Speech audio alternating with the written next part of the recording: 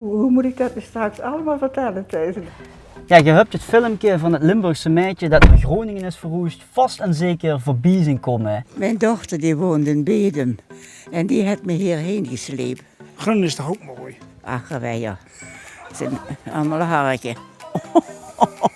Maar daar laten we het niet bij zitten. Ik heb mijn kofferbak volgeladen, want ik ga naar Groningen. Je houdt me voor de gek, maar je doet ze nooit weg. Wat me gewoon heel verrassen, want ja, we kunnen haar natuurlijk niet zomaar naar Limburg brengen, dus wat dachten we bij L1? We brengen Limburg hier naar het noorden en naar Groningen. Daar woont je. Ik hoop echt dat ze het leuk vinden, dat we nog gaan verrassen. En ze zou dus op de tweede etage wonen, in een huiskamer, maar dat ziet er wel uit wie een huiskamer. Ziet je mevrouw Langhout? Ja, Of dat moet ik ben ik. Catharina zeggen? Kijk wat ik met heb Ach, genomen. een fly. Lekker hè?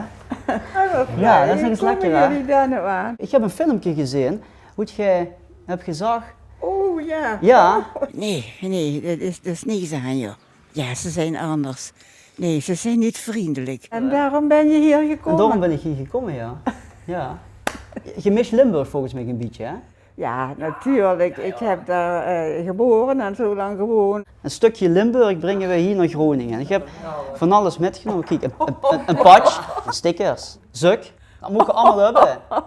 Jij zit hier nu in Groningen hè, en je hebt gezegd, ja die Groningers dat zijn allemaal harken. Ja, ze zijn anders. En er zijn ook echt harken bij. Ik ben hier gekomen als Limburger, maar willen niks met mij te maken hebben. Geen iedereen goeiedag zeggen.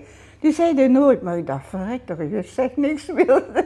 Maar wat mij opviel dan nog, je kan Nederlands tegen mij, maar je kunt je ook platkallen. Dat ken ik wel. Ja, zus, Dat hè? ken ik wel. Ja, nou. Maar dat is vergeten geworden. Maar je bent in Zwamen geboren, toch? In Zwalmen. Ja.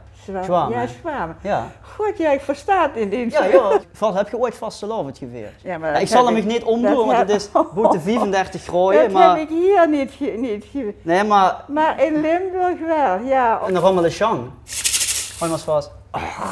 Redenen. Hoe kom je daar nou aan? Het is toch ook wel even leuk, hè? Het is nou een beetje warm, maar het is wel even leuk, hè? Ja, We kregen nog niet naar Limburg, daarom brengen we Limburg hier. Vers van de bekken. Nou, proost.